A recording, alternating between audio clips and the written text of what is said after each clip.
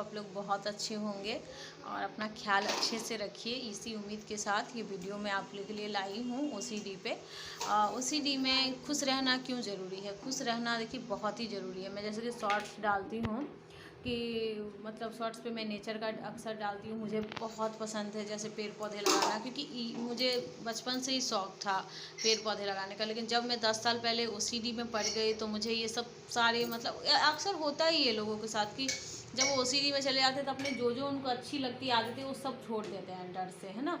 तो ये काम नहीं करना है, आपको खुश तो रहना है। जो आपको अच्छी लगती है, जिससे आपका एकदम मन खुश हो जाए थोड़ी देर के लिए, एकदम होता है ना कि मन गंदे मन के से आप बाहर आ जाओ, ऐसा काम करो। और मेरे को जैसे पेड़ पौधा लगाइए, पेड़ पौधा को मैंने बोला ही था कि वो लगाएंगे तो आप में हिम्मत आएगी सब्र करने के।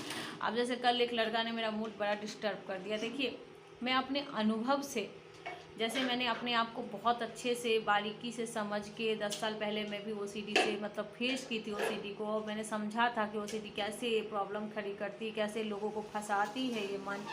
तो मैंने समझ के सोच समझ के बहुत सारा तकलीफ भी मैंने, आप सब सोचते हैं कि ऐसी कैसे ठीक हो गई, भाई मैम को तो यूँ ठीक हो गया तो मेरे को क्यों ठीक नहीं। देखिए मैंने बहुत तकलीफ करी है, क्योंकि जब मैं मन के विरोध काम करने लगी, मतलब जैसे वो जो कहता था उसके अगेंस्ट काम करने लगी थी, ये मुझे तंग करने लगा। क्योंकि जानते हो आपको तंग करता है, आपको कितना परेशान करता है। फेस पे पानी मार के थकान दूर करके रिलैक्स करके कैसे कैसे मैंने 1 महीने पूरे अपने आप को संभाल के बारीकी से समझ के, उसके बाद पहले मैंने क्या किया था, जब मैं ठीक भी हो गई तो कंटिन्यू मेरा लिखने का जो था, जो एक एक पॉइंट जो जिससे मैं ठीक हुई तो सारे पॉइंट लिखती गई, सुनती गई, पढ़ती गई, छोड़ा नहीं मैंने। इससे क्या हुआ, माइंड आपका फिर सेट हो जाता है, उसे पता होता है कि कौन सा नेगेटिव थॉट है, कौन सा पॉजिटिव थॉट है। अब आज का जो टॉपिक है उस पर है कहना कि मन आपको कैसे जलाता है ना। मन कैसे जलाता है, देखिए ये मैंने बहुत अच्छा सटीक बात आपको कही है। ये ओसीडी, डिप्रेशन, ये सब जो है ना मन की खेल है। इस दुष्ट मन को आप अगर समझ गए ना, सच में आपकी ज़िंदगी संवर जाएगी।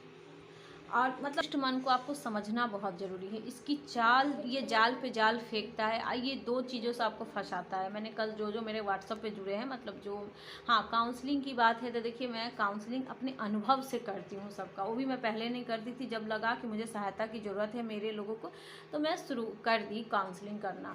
और ऊपर से मैं अपने अनुभव से, जैसे मैंने अपने आप को ठीक किया बारीकी से, उस तरीके से मैंने देखा कि अरे अच्छे से आप बाहर आ सकते हो अगर प्रैक्टिस के दौरान प्रैक्टिस कर करके।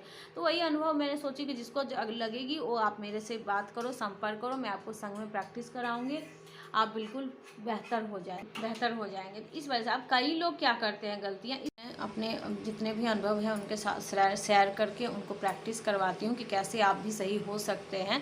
क्योंकि ये सबसे अच्छा तरीका है मेरे ख्याल से।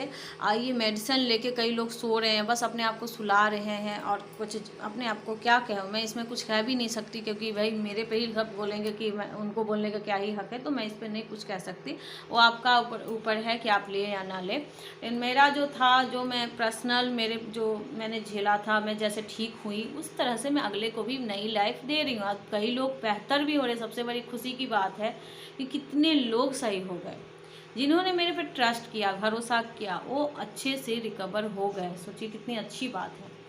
और जिनको है कि सब्र नहीं है, हिम्मत नहीं, देखिए काउंसलिंग लेने के लिए भी आपको अंदर में होता है ना कि विश्वास रखना होगा, दूसरा सब्र रखना होगा कि भाई धीरे धीरे सब होता है। अब कई लोग क्या करते हैं गलतियां कि अब ऐसे मैंने लिया और यूँ ठीक हो जाऊँ, अभी मैंने काउंसलिंग लेना स्टार्ट किया, आज ही मेरे में क्यों नहीं फ़र्क आ रहा, क्यों नहीं। देखिए ऐसा कभी हुआ है? आप खुद बोलो, खुद ही आपको बताओ कि आप एक बार में कुछ अच्छी चीज़ें खाएंगे तो एक बार में थोड़ी ना उसकी दिखने लगेगी आपके अंदर अच्छाई, बल्कि धीरे धीरे कोई चीज़ काम करती है।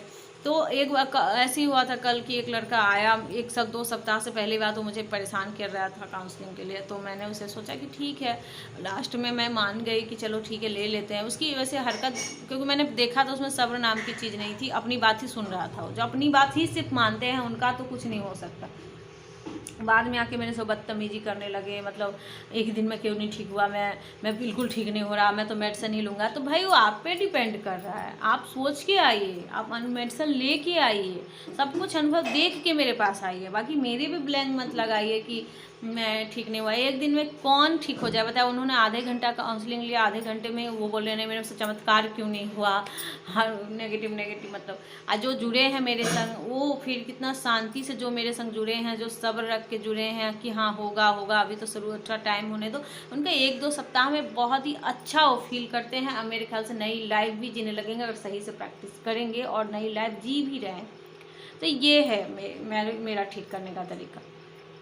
तो आज का टॉपिक था कि मन कैसे जलाता है आपको। तो मन बहुत ही खतरनाक है। ये ओसीडी डिप्रेशन सब मन का खेल है ना। सब जो समझ गया सो जीत गया, जो इसकी चाल को समझ गया वो जीत गया, जो नहीं इसकी चाल को समझ पाता है वो मन आपको ऐसी प्यारी प्यारी बातों में फंसाएगा। दो ही चीज़ से फंसाएगा, या तो किसी डर को दिखा के, या तो किसी प्रिय जो भी चीज़ है आपकी, चाहे कोई प्रिय उसको खोने का डर दिखाएगी, या तो मतलब किसी चीज़ से आपको डर लगता है पहले से ही उसी का डर दिखाएगी, है ना। तो डर और भय, तो ये दोनों लेके ही ये ओसीडी उत्पन्न होती है और इसी में लोग फंस जाते हैं। वो मोह में फंस जाते हैं कि कोई किसी अपनों का कुछ हो जाएगा, इस चक्कर में वो कंपल्सन जो भी है ओसीडी के चक्कर में फंसेंगे। और दूसरा कि या किसी चीज़ से उनको बहुत डर लग रही है, जैसे कई लोग से सुन लिया उन्होंने कि डरावनी होती है, कई लोग भगवान से ही डरने लगते हैं, तो अब उनको भगवान से इतनी ज़्यादा डर बैठ गए कि ओसीडी का शिकार हो गए। तो यही सब है ओसीडी की जाल।